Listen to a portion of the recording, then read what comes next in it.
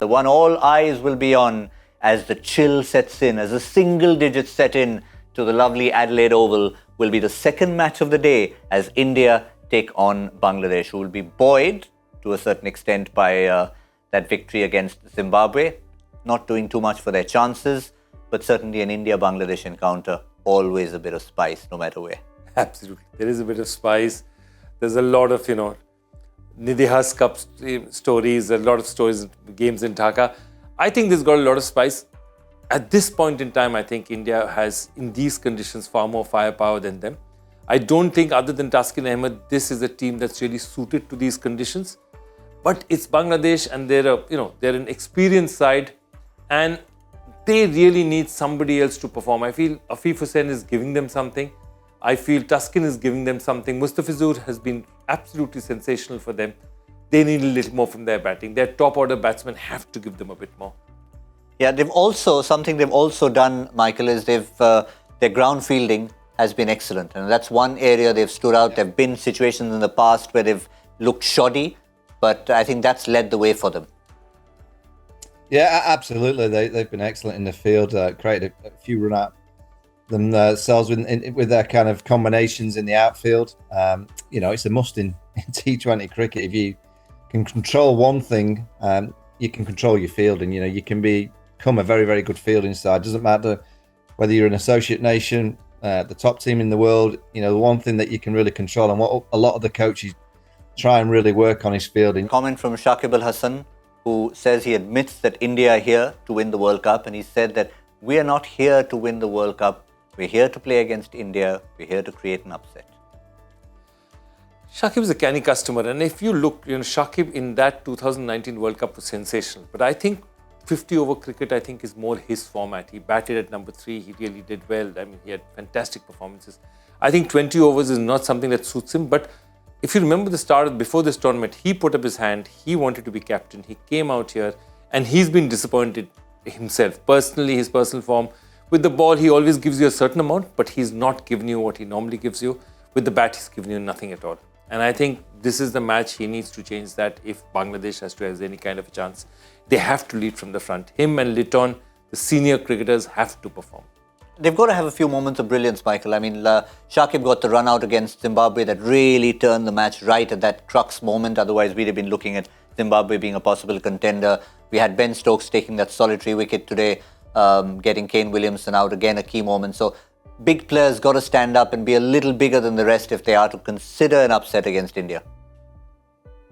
Yeah, absolutely. You need your experience really to beat an Indian side, but India are on the back of a loss. So all the pressure's on India. If I was Bangladesh and in that dressing room, I'm saying, look, just give it a red hot go. Go and be risky. Go and take them on, because there's only one team here that's going to be nervous. Because we're not expected to win. So go and play with the freedom. Go and play with a fearless approach. Go and put India under pressure.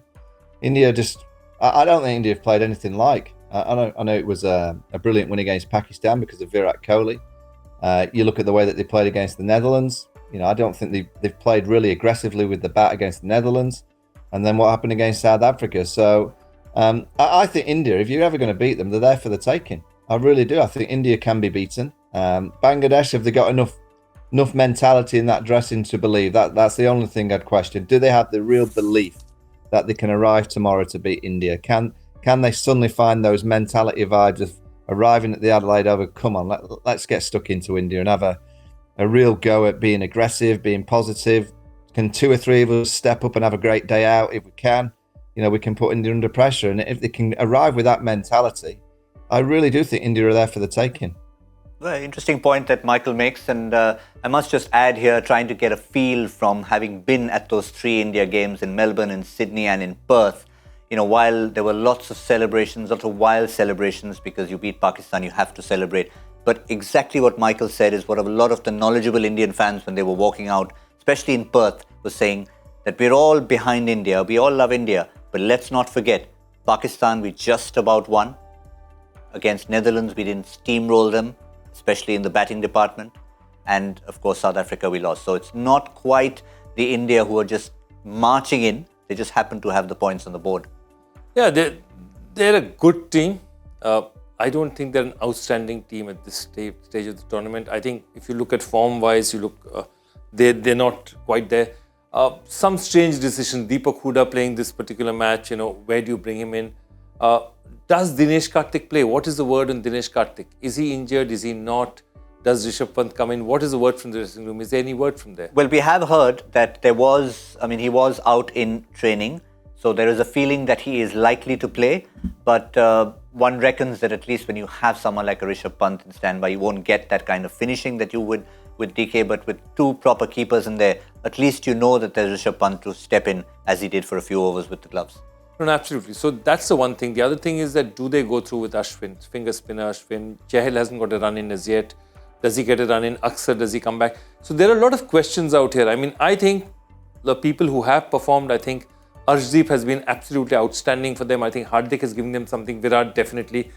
Rohit and KL Rahul, big question marks out there. Neither has given anything in this tournament so far. And if India has to, again, we're looking at it, I think Michael summed it up perfectly. Any team from here on basically needs to win 3 consecutive matches. Whoever's won 3 consecutive matches has won this tournament. And does India have it? If they have to win 3 consecutive matches, those 3 must fire. Well, for India, it's 4 now. Yeah, for India, it's 4. Zimbabwe semi-final, final. Yeah, that's true actually. Bangladesh, Zimbabwe. But if India wins 3 of those 4 matches, one of those first 2, I think they should be reasonably there. With 6 points, I think they should be through.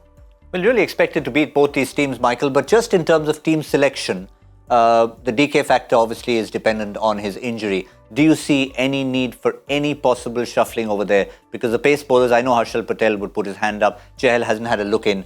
But the 3 who have, Shami, Bhuvaneshwar and Arshdeep, have done the job. And I like Rishabh. And I'm amazed that India have not maximised what Rishabh can bring in T20 cricket. I just don't think they've utilised him as yet. But in India's kind of camp, I never really worry about the selection. I worry about their approach. And I just feel with the bat in hand, they're allowing the opposition to settle. When you've got a batting lineup that's got, it's plenty of depth, plenty of players down the back end. I just think that opening combination has to go out in the first over to attack. Try and put the opposition under pressure by hitting a 2 or 3 boundaries in those first 2 overs. I just feel, you look at the start of the South Africa game, a maiden. No real intent of putting the opposing bowler under pressure. It was like, we'll leave a couple, then we'll try. Nothing really happened. You can't wait for the bad ball. You've got to go and force the bowler to bowl a bad ball in T20 cricket by playing risky. You're not going to win a World Cup by playing safe. All the teams have to realise that. I mean, England are the side that really, in white ball cricket, is the benchmark because they play when they're at the best, they play an ultra-aggressive game. And I just think India, for too long in T20 cricket, have almost played too safe. I think they can be more aggressive. I think that opening combination should be sent out. Rohit's an incredible player. KL, incredible player. Get out there and hit boundaries. Get out there. There's only 2 fielders outside the circle. They've got the game, they've got the power, they've got the skill. Whoever's bowling at those 2, I can guarantee is not looking forward to it. They're not standing at the end of their mark going, this is great, I'm bowling it to Rohit Sharma. They're petrified because it's Rohit Sharma. But I look at the way that those 2 are starting, it's almost like they're petrified of the bowler. They've got to be more aggressive and they've got to be playing with more intent to put India right on the front foot from the first over. Get on the attack. Get in some boundaries. If they do that, and they can because they're good enough, India can win the World Cup. If they don't change that approach and go out with a real mentality of being aggressive, I can't see how they win the World Cup.